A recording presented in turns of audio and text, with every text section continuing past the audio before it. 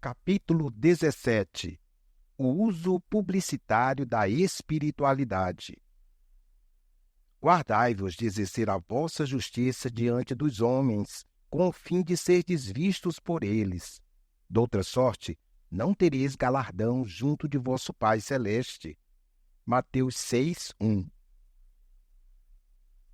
Jesus enfatiza que a justiça do cristão é maior, por ser interior, que o amor cristão é mais amplo, porque inclui os inimigos, e que a oração cristã, por ser sincera e refletida, é mais profunda do que qualquer coisa encontrada na comunidade não cristã. John Stott. No Sermão do Monte, Jesus trata cada assunto com a simplicidade que a vida possui, e com isso, talvez mais do que em nenhum outro, consegue dar profundidade singular aos seus ensinamentos. Ele vai lidando no sermão com temas relevantes e significativos para que a existência humana seja plena, prazerosa, repleta de leveza. Uma dessas bênçãos da vida é a cultivação da espiritualidade pelo exercício de amizade íntima e pessoal com o Pai Celestial. Cada novo ensinamento sobre a espiritualidade e devoção focaliza não o ato em si mesmo ou a repercussão que nossos atos têm sobre as pessoas, mas a maneira como o Pai percebe tudo o que somos e fazemos. Os atos dos discípulos, que, dependendo da tradução bíblica, são denominados boas obras, obras de justiça, ou na versão que estamos utilizando, a vossa justiça, devem ser praticados, mas não instrumentalizados para publicidade em benefício pessoal. No texto, há um repúdio explícito sobre isso. Guardai-vos de fazer a vossa justiça diante dos homens, com o fim de serdes vistos por eles.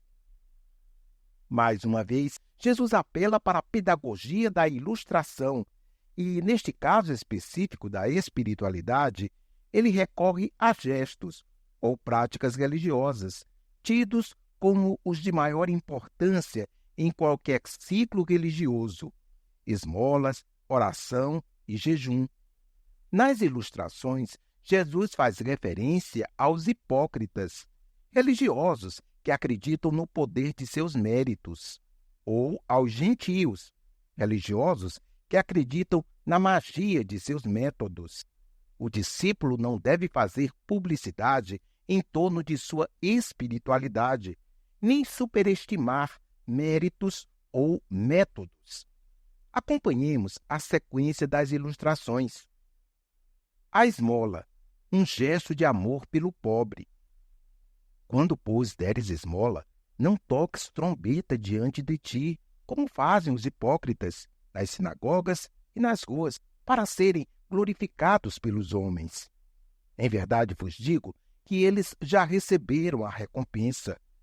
Tu, porém, ao dares a esmola, ignore à tua esquerda o que faz à tua direita, para que a tua esmola fique em secreto, e teu Pai, que vê em secreto, te recompensará. Mateus 6, 2-4. Quando, pois, deres esmola, cuidar dos pobres é uma responsabilidade de todos os seguidores de Jesus Cristo. Podemos fazer isso por atos de justiça ou ações de misericórdia. Nas Escrituras está presente a ideia da recompensa dada por Deus àquele que atende ao pobre, ou a ideia de que Deus assume para si mesmo o favor feito a um necessitado.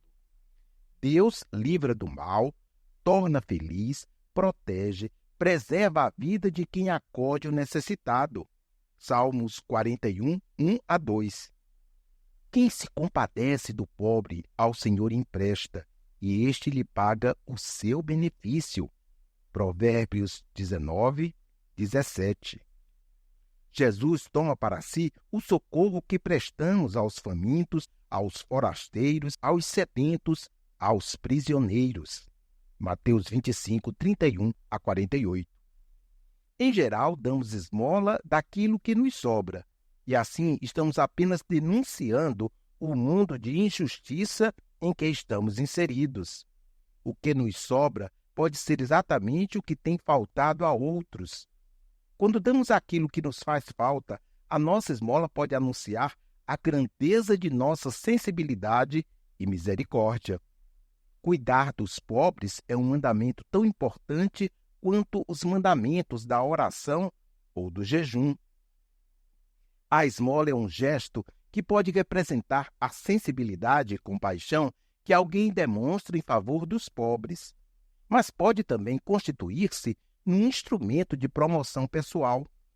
Os pobres esmolam sempre em lugares públicos, estão nas praças, nas esquinas, em portas de igrejas, lugares atraentes para se praticar publicidade pessoal. Por isto, o gesto de compaixão pelo pobre está carregado da tentação de se agir na intenção de buscar reconhecimento e prestígio populista. Como se vê, o texto não está tratando das implicações de dependência provocadas pela filantropia pura e simples. Se a esmola vai ou não gerar dependência, isso é outra questão, mas não é este o tema da ilustração do mestre. Aqui, Jesus está condenando a artimanha dos hipócritas em utilizar a esmola para publicidade pessoal, para serem glorificados pelos homens. Observe-se também que não se pode utilizar este texto para condenar a publicidade feita para conseguir a compaixão das pessoas por outras que estejam submetidas a situações de crise e sofrimento. A filantropia deve constituir-se num gesto em favor da vida, e qualquer propaganda neste sentido só é legítima se for um instrumento em benefício exclusivo do pobre. Portanto, utilizar-se da miséria do outro para publicidade pessoal é desumano. Utilizar-se da miséria para, tocando na sensibilidade humana dos fregueses, ajudar um comerciante a vender melhor seus produtos, parece-me desumano. Usar a situação do pobre e a nossa filantropia para promover a igreja e não o ser humano é hipocrisia pura. Jesus recomenda que a nossa atuação em favor do pobre seja marcada pela discrição. Tu, porém, ao dares a esmola, ignore à tua esquerda o que faz à tua direita, para que a tua esmola fique em secreto, e teu Pai, que vê em secreto, te recompensará. Oração, paradigma na relação com Deus. E quando orardes, não sereis como os hipócritas, porque gostam de orar em pé nas sinagogas e nos cantos das praças, para serem vistos dos homens. Em verdade vos digo que já receberam a sua recompensa. Tu, porém, quando orares, entra no teu quarto, e fechada a porta, orarás a teu Pai, que está em secreto, e teu Pai, que vê em secreto, te recompensará. Mateus 6, 5 e 6. Jesus não está ensinando uma oração privada individualista, mas procurando desmascarar a futilidade do uso publicitário da oração para o prestígio pessoal. Era assim o estilo dos hipócritas. Gostam de orar em pé nas sinagogas e nos cantos das praças para serem vistos dos homens. Versículo 5. Qual a primeira recomendação para o discípulo de Jesus sobre a oração? Não orar como os hipócritas. Tu, porém, quando orares, entra no teu quarto, e fechada a porta, orarás a teu Pai que está em secreto, e teu Pai que vê em secreto te recompensará. Versículo 6. O termo grego utilizado para quarto, tameion, é mais sugestivo do que quarto. Tameion é um depósito subterrâneo, aquele ambiente da casa onde guardamos nossas quinquilharias, ou algum tesouro escondido. Por isso, lugar de acesso somente dos mais íntimos. Lugar em que ficamos despidos e não sentimos necessidade de nenhuma capa. Orar no tameion não é apenas orar num lugar. É orar com uma condição interior de total transparência diante do Pai. É o estado de ser acolhido pelo Pai na privacidade da vida, na intimidade solitária, na experiência em que não se consegue encenar, até porque ele conhece em secreto quem nós somos de fato. Orar no lugar secreto é a oração confidencial, aquela que somente o Pai percebe. É uma disciplina espiritual que nos ajuda a crucificar o exibicionismo e a hipocrisia. Sendo assim, orar já não depende de ambiente, e sim de ambiência. E se é de ambiência, não depende de lugar, gestos e formas. Podemos orar no quarto ou fora dele, ajoelhados ou não, rosto em terra, com lágrimas ou sem lágrimas. Seja este lugar um deserto solitário ou uma noite silenciosa, o importante e significativo na oração é manter uma relação íntima de total apreciação pelo Pai. Orar no Tameion é recolher-se aos sentimentos não cognitivos, não decodificáveis, usufruídos e fluídos no silêncio do lugar secreto. Qual a segunda recomendação de Jesus sobre a oração? Não orar como os gentios ou pagãos. E orando, não useis de vãs repetições, como os gentios, porque presumem que, pelo seu muito falar, serão ouvidos. Não vos assemelheis, pois, a eles, porque Deus, o vosso Pai, sabe o de que tendes necessidade, antes que lhe peçais. Versículo 7. Há duas questões básicas neste enunciado. Vimos que os hipócritas se acham cheios de mérito, daí se colocarem nas sinagogas e nas praças para serem percebidos pelas pessoas. Os pagãos, por sua vez, apelam para a crença em seus métodos. Presumem que, pelo seu muito falar, serão ouvidos. Aí está a primeira questão. A segunda é que, no paganismo, o adorador relaciona-se com o sagrado com a concepção de que ele, o adorador, tem controle sobre as suas divindades.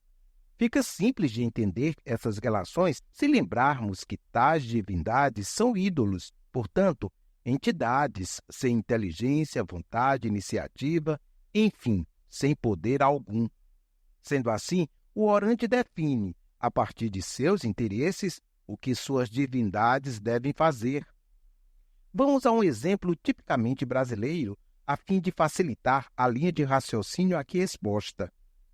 Alguém vai a um terreiro de macumba e negocia com o pai de santo para que faça 2 trabalhos. Um despacho para que a amante do marido encontre um outro homem e seja feliz, e um outro para que o marido volte para o lar original e passe a gostar de casa como nunca dantes. No primeiro pedido, poderia até, se fosse o caso, mudar de ideia e desejar a destruição da amante. Não estamos avaliando a qualidade dos pedidos, mas tão somente as relações entre o cliente e o seu ídolo. No paganismo, o orante, através de um intermediário, manipula, negocia ou determina o que o ídolo deve fazer.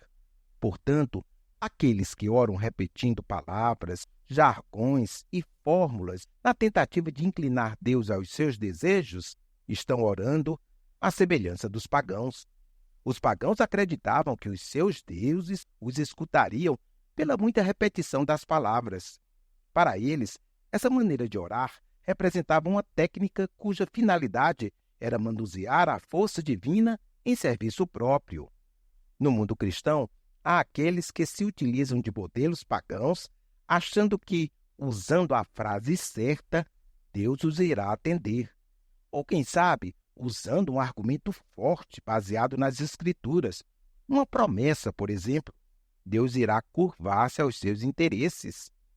Esses artifícios de manipulação não mudam coisa alguma. Deus conhece todas as nossas necessidades e nos atende por causa do seu amor e propósitos eternos. Isto não significa que não devamos pedir. Significa, sim, que estamos pedindo a um Deus que se relaciona com seus filhos com base no amor e na confiança. Além disso, é um Deus soberano que conhece todas as coisas e não se permite ser manipulado por nossos interesses egoístas e materialistas. É um ser inteligente, com vontade própria e projetos eternos, não circunscritos às limitações do jogo de interesses imediatistas. Nem mesmo a poderosa frase "em nome de Jesus Cristo" fará qualquer sentido se o propósito de nossa oração não fizer parte dos interesses de Deus. Em suma, Jesus está ensinando aos discípulos uma outra forma de se viver uma experiência religiosa. Chamamos de outra forma por ser diferente da burocracia imposta pela religião. Mas, na verdade, estava sendo trazida de volta à gênese da relação livre e espontânea dos seres humanos com Deus. O Deus que, ao mesmo tempo em que cria e domina toda a natureza, visita na viração do dia. Gênesis 3:8. Mantém diálogo com a humanidade criada, expõe planos e projetos, estabelece valores e princípios e prescreve limites e fronteiras. O Pai a quem precisamos orar, confessando reverentemente que Ele está nos céus. A oração do discípulo. Portanto, vós orareis assim: Pai nosso que estais nos céus, santificado seja o teu nome. Venha o teu reino. Faça-se a tua vontade, assim na terra como no céu. O pão nosso de cada dia dá-nos hoje, e perdoa-nos as nossas dívidas, assim como nós temos perdoado aos nossos devedores. E não nos deixes cair em tentação, mas livra-nos do mal, pois teu é o reino, o poder e a glória para sempre. Amém. Porque se perdoardes aos homens as suas ofensas, também vosso Pai Celeste vos perdoará. Se, porém, não perdoardes aos homens as suas ofensas, tampouco vosso Pai vos perdoará as vossas ofensas. Mateus 6, 9-15.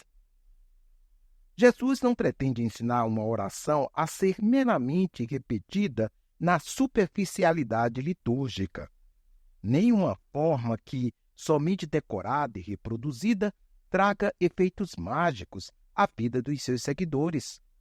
Orar, segundo o estilo de Jesus Cristo, não se resume à formulação de jargões, fraseados bem construídos, mesmo que elaborados com estilo e fundamentos bíblicos e teológicos. Naturalmente, não descartamos a beleza de uma oração bem elaborada. Os salmos, por exemplo, são peças poéticas elaboradas com muita técnica e maestria. Mas a oração aqui ensinada por Jesus é mais do que uma peça poética. É, acima de tudo, um estilo de vida a ser desfrutado. Do ponto de vista da forma e estruturação litúrgica, esta oração ensinada por Jesus e que ficou conhecida como o Pai Nosso, não inovou em basicamente nada. A inovação que faz a grande diferença entre o Pai Nosso que estás nos céus e as demais orações é a seguinte: Abba, Pai, a oração da intimidade. O Pai Nosso enfoca uma nova maneira de nos colocarmos diante de Deus numa profunda e pessoal relação de amizade de pai e filho. Sem esta relação íntima com o Pai, não adiantam formas, lugares, bons hábitos de oração, nem a linguagem rebuscada, correta e burocrática das liturgias religiosas. Oração ao Pai, antes de ser um modelo prefixado, requer uma entrega na base da confiança, um relacionamento alicerçado no amor, um desejo profundo de ser perdoado, acolhido e amado pelo Pai. Este aspecto inovador, relacional com Deus na oração de Jesus, é exclusivo dele e dos seus discípulos. Jesus começa a oração usando uma expressão aramaica, Abba, Pai, com a qual o filho, na sua mais tenra infância, se dirigia ao pai dentro de casa e que significa papai. Fora de casa, o pai era tratado por Kyrie, isto é, Senhor. Joaquim Jeremias. É especialmente inovador o modelo de oração inaugurado por Jesus, o que, para a cultura religiosa judaica, poderia parecer desrespeitoso no que se refere à forma de alguém se dirigir a Deus, era de fato uma maneira inédita de Jesus explicitar a sua intimidade com Deus. Jesus, ao orar várias vezes, Abba, Pai, não fazia para conquistar uma intimidade, mas para expressar a relação familiar já existente. Abba, Pai, é a oração da intimidade, da dependência, da entrega absoluta e incondicional. Abba, Pai, é a oração dos interessados e engajados nos projetos de Deus. É a oração daqueles que, independentemente de adquirirem ou não coisas e bens através de suas orações, ou mesmo se tiverem de correr riscos por causa do reino de Deus, mesmo assim, preferem a comunhão com o Pai. Abba, Pai, é a oração do filho que confessa: Pai, se possível, passa de mim este cálice. Mas entre a morte e a nossa intimidade, entre a morte e a quebra da tua vontade, é preferível a morte. Orar em nome de Jesus Cristo significa que ele pôs o seu nome em risco para os propósitos de nossa oração. Para filhos que guardam com o Pai tão estreita relação, ele não somente conhece as suas necessidades, como também pode declarar a sua apreciação. Este é o meu filho amado, em quem eu tenho prazer. Mateus 3,17. Deus, porventura, diria o mesmo sobre você? Abba, Pai, é a oração daquele que fala com Deus e ouve a voz de Deus. Às vezes não paramos para ouvi-lo. Oramos com tanta angústia que só nós falamos. Oração, porém, é uma via harmoniosa de duas mãos. Precisamos falar, mas há também outro exercício essencial que necessitamos fazer, que é discernir a voz mais profunda do silêncio de Deus. E para isto, é fundamental manter a intimidade com o Pai. A oração da comunidade. A oração ensinada por Jesus é inovadora porque aponta para uma nova maneira de encarar as pessoas na reciprocidade do amor. Se amamos a Deus, amamos também os nossos irmãos. Se somos perdoados por Ele, também perdoamos os nossos irmãos. Perdoa-nos, assim como nós temos perdoado. Versículo 12. Na tradição religiosa judaica, era conhecido o perdão oferecido por Deus àqueles que oram, mas em nenhuma tradição encontra-se a oração onde aquele que ora perdoa o seu irmão. Na oração estilo de vida aqui apresentada, orar não é uma ação privada individualista. Por mais paradoxal que possa parecer, orar é a incubação da amizade com Deus na intimidade e em lugar secreto, sendo ao mesmo tempo vivida e ensinada no lugar mais elevado, à vista de todas as demais dimensões e relações da vida. Comunhão com os irmãos, fundamentada no amor, na reciprocidade do perdão, é algo essencialmente novo na oração do Pai Nosso. A primeira pessoa do plural usada na oração de Jesus evita que a oração estilo de vida caia nas práticas espiritualistas, onde a pessoa é estimulada a sair de si para o além, ou nas práticas humanistas, na busca de si para si mesmo, provocando um excessivo isolamento da vida comunitária. A oração modelo de vida ensinada por Jesus é: Pai nosso, pão nosso, perdoa as nossas dívidas, assim como nós perdoamos aos nossos devedores. Não nos deixes cair em tentação, mas livra-nos do mal. O Pai Nosso é a oração que brota frutos no outro lado da porta e janelas do quarto. O nosso quebra a tentação da oração privada, individualista. O quarto, tameion, é o ponto de partida, o depósito subterrâneo onde Deus planta em nossos corações a semente do amor. regada e fertilizada pela comunhão com Ele. Porém, os frutos dessa semente germinam no relacionamento familiar, na convivência com irmãos e amigos, no trato amável e reconciliador diante de relacionamentos desgastados, na consciência de nossa vocação e, consequentemente, na eficácia de nosso ministério. Pai Nosso é a oração que nos projeta da amizade com Deus para um maior afeto com os filhos. É a oração cujo canal transcende, indo ao trono da graça e desembocando na concretude da vida. Pai Nosso, porque Deus é pai do irmão que sem motivo se irou contra você. E quem ora ao Pai não consegue ficar diante do altar da liturgia sem primeiro reconstruir o altar da amizade, uma vez que não existe no estilo de Jesus a oração ao meu Pai, e sim ao Pai Nosso. Quem ama a Deus, ama também ao próximo. Pai Nosso é a oração do Getsêmani com a comunidade dos discípulos amados. É a transfiguração com Pedro, Tiago e João. É a oração sacerdotal cuja ênfase concentra-se na confluência dos relacionamentos. Como és tu, ó Pai, em mim e eu em ti, também sejam eles em nós. João 17, 21. O Pai Nosso é a oração do pão nosso de cada dia. O pão nosso de cada dia é um pedido para o suprimento material. Pedimos e recebemos o pão de cada dia. Alguns, além do pão de cada dia, possuem o pão acumulado para 50, 100 anos. O pão nosso passa a ser um problema da nossa falta de espiritualidade, quando o outro não o tem. Para muitos, o Pai Nosso pode ser compartilhado, dividido, mas o pão, este deixa de ser nosso. É um ídolo que só na reza, na burocracia religiosa, pertence à comunidade. O Pai Nosso é também a oração do pão de cada dia do outro.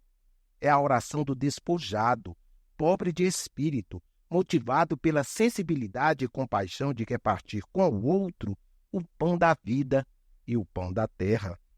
É a oração da reciprocidade e do perdão. Perdoa as nossas dívidas, assim como nós temos perdoado aos nossos devedores.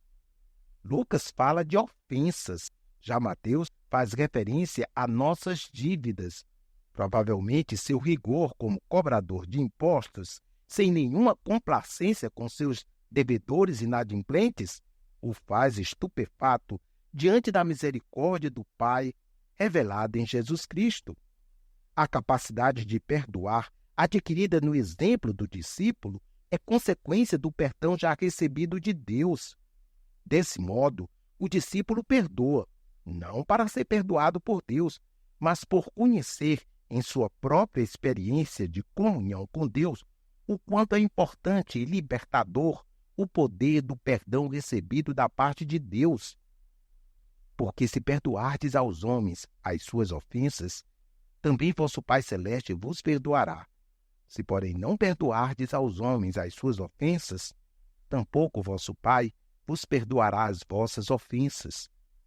Versículos 14 e 15.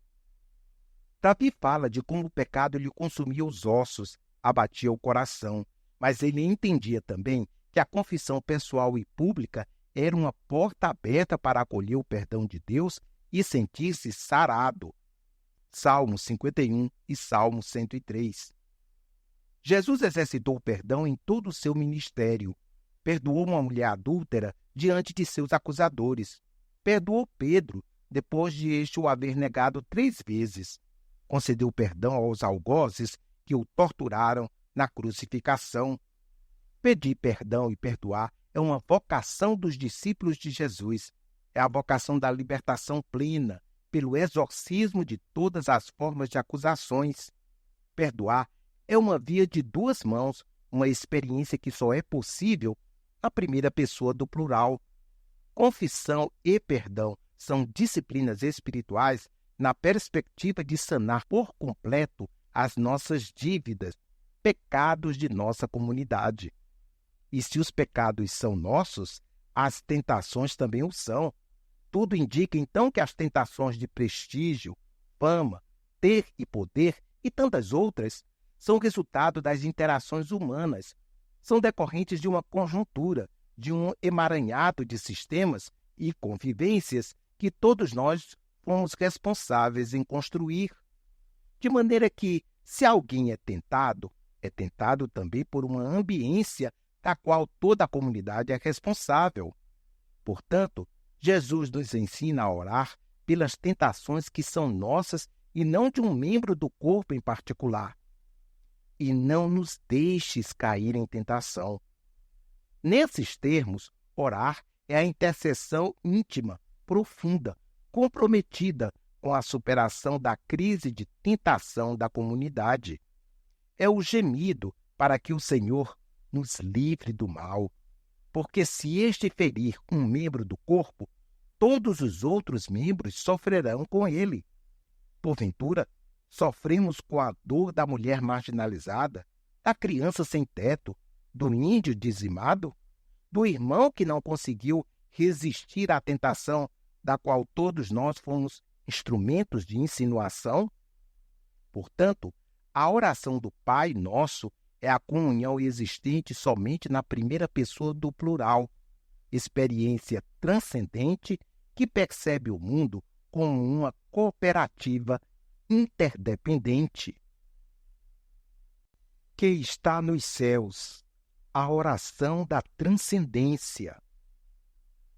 É essencialmente novo que o Deus a quem oramos é Pai, é nosso, mas é, acima de tudo, Pai que está no céu.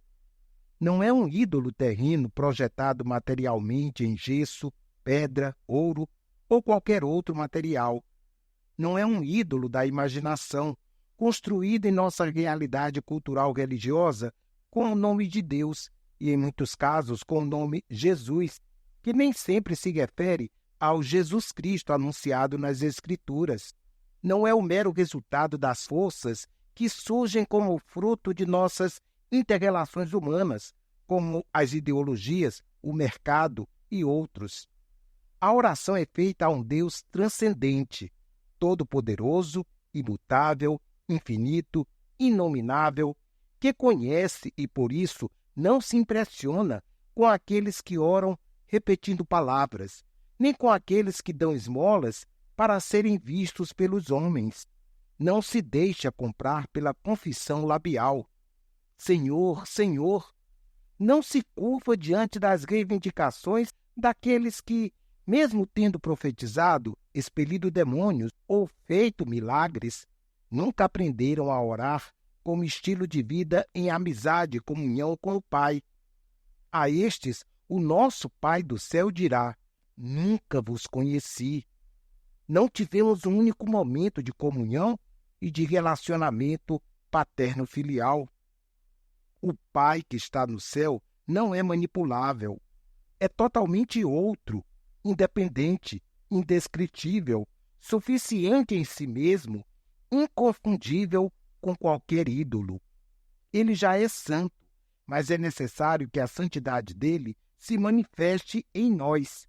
O discípulo ora para que venha o reino desse Pai e que tenha pleno domínio antecipado sobre a terra, assim como já o é no mundo celestial. Jesus propõe, portanto, um relacionamento baseado no amor, confiança, confissão, transparência. Com ele, os artifícios não funcionam, porque o Pai nosso que está no céu conhece todas as coisas, inclusive as profundezas da alma, o mundo vasto dos sentimentos humanos. A oração tem, portanto, essa probabilidade de ser um mergulho nas profundezas do coração, um recolhimento ao tameion, esse depósito subterrâneo da alma, invadido pelo Pai Celestial, o Todo-Poderoso Deus, diante de quem não há coração que possa se esconder, não há mente capaz de fugir de sua santa e graciosa ação. Com a invasão dele, o pão é mais facilmente dividido, em virtude da consciência de justiça que brota de corações puros e misericordiosos. Assim acontecendo, o Deus dos céus nos ajuda a repartir o pão da terra. O jejum, um exercício de despojamento máximo. Quando jejuardes, não vos mostreis contristados como os hipócritas, porque desfiguram o rosto com o fim de parecer aos homens que jejuam. Em verdade vos digo que eles já receberam a recompensa. Tu, porém, quando jejuares, unge a cabeça e lava o rosto, com o fim de não parecer aos homens que jejuas, e sim ao teu Pai em secreto. E teu Pai, que vê em secreto, te recompensará. Mateus 6, 16 a 18. À semelhança de outras disciplinas espirituais, o jejum não é um instrumento de barganha com Deus. Não é um mecanismo para publicidade pessoal. O jejum deve ser praticado como uma devoção, fruto do modo de ser piedoso do discípulo de Jesus Cristo. Para alguns, o jejum tem perdido a sua importância. Precisamos reafirmar a necessidade de se jejuar, tanto quanto precisamos da oração ou do gesto altruísta de socorrer o necessitado. Richard Foster comenta: o ensino de Jesus sobre o jejum estava diretamente no contexto de seu ensino sobre dar e orar. É como se houvesse uma quase inconsciente suposição de que dar, orar e jejuar eram todos parte da devoção cristã. Não temos maior razão para excluir do ensino o jejum do que o temos para excluir o dar e o orar. Richard Foster. Mas, afinal, qual é o benefício do jejum? Se Deus não se beneficia do jejum, se não o praticamos para que os outros vejam, qual é então a utilidade prática do jejum? Jejum e contrição. Deus conhece o coração de todas as pessoas, conhece a nossa vida antes mesmo que ela viesse a existir, conhece todos os nossos sentimentos e decifra todas as nossas palavras antes de serem pronunciadas. Salmos 139. Deus sabe, quando jejuamos, se estamos jejuando de fato, por quebrantamento e contrição, ou se é por legalismo, ou, quem sabe, por orgulho e presunção diante das pessoas. Na verdade, nós é que não sabemos nem conhecemos nossas motivações, pois, como diz o profeta Jeremias, enganoso é o coração, quem o conhecerá? Jeremias 17, 9. Precisamos de um diagnóstico mais realista sobre nós mesmos. O jejum pode servir como um elemento material que nos ajuda a desvendar cenários da alma, que muitas vezes não conseguimos decifrar de outra maneira. Quando alguém jejua por arrependimento, está dizendo para si mesmo, pela penitência, o quanto é sincero o gesto de sua alma. Por isso o judeu tentava exteriorizar o seu profundo desgosto com o pecado, adicionando ao ato do jejum cinzas sobre o corpo e vestimentas rudimentares, pano de saco. Desse modo, o jejum vai exercendo esse papel de nos expor diante de Deus e de nós mesmos, em certos momentos, pela contrição que se exterioriza no arrependimento de pecados explícitos, em outros momentos, pelo próprio processo do jejum, pois, à proporção que este é praticado, cria-se uma ambiência capaz de desnudar aspectos transcendentes ao corriqueiro, novidades espirituais capazes de gerar novas contrições e quebrantamentos. Todavia, tudo isso pode também não passar de uma representação dramática, sem que exista qualquer profundidade quanto aos sentimentos de contrição e quebrantamento.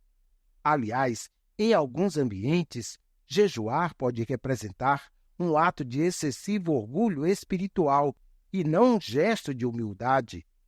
Era desse orgulho, dessa publicidade, que Jesus queria proteger seus discípulos. Portanto, um dos aspectos do jejum que precisamos levar em consideração é esse seu papel de publicar uma profunda perda, uma tristeza, ou a honestidade de nossa contrição e quebrantamento diante de Deus. Renunciar o alimento, coisa tão básica para a vida, pode ser uma forma de dizermos para nós mesmos o quanto estamos dispostos interiormente, no firme propósito de nossa incondicional entrega e dependência exclusiva de Deus. Jejum e oração. O jejum está sempre vinculado à oração. Jesus, no começo do seu ministério, passou 40 dias em jejum e oração. Referindo-se a um tipo de possessão demoníaca, Jesus disse em certa ocasião: "Esta casta de demônio não pode sair senão por meio de oração e jejum." Marcos 9, 29. Lucas, ao relatar a escolha de Paulo e Barnabé, ressalta que os discípulos fizeram isso jejuando e orando. Atos 13, 1 a 4. Jejuar não é apenas uma abstinência de alimentos, senão também uma devoção de entrega a Deus em oração, uma espécie de proclamação do total despojamento daquele que ora e que resolve depender exclusivamente de Deus. A disciplina do jejum e oração ajuda o discípulo a perceber que a vida não depende exclusivamente de pão. Não só de pão viverá o homem. Mateus 4:4. Dedicar momentos de jejum e oração significa dizer para nós mesmos que a vida é alimentada de outro pão, tão ou mais necessário quanto o pão que perece. Se podemos, por alguns momentos, e tão somente por alguns momentos, dispensar o pão de cada dia, devemos aprender que a ausência da oração, mesmo que apenas por alguns momentos, faz falta irreparável ao desenvolvimento espiritual de qualquer cristão.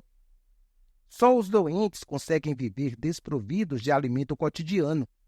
Da mesma forma, somente os enfermos espirituais conseguem levar a vida sem apetite por oração.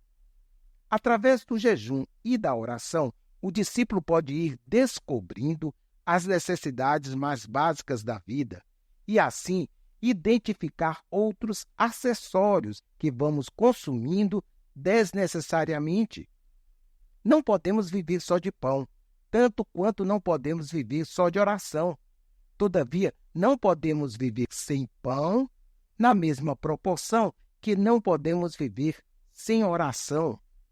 Acredito no jejum como um instrumento capaz de nos ajudar a descobrir a importância e suficiência da oração, a possibilidade de se viver alimentado por valores e sentimentos espirituais que tornam a existência mais integral e plena. Jejum é uma espécie de exteriorização do completo despojamento íntimo do discípulo.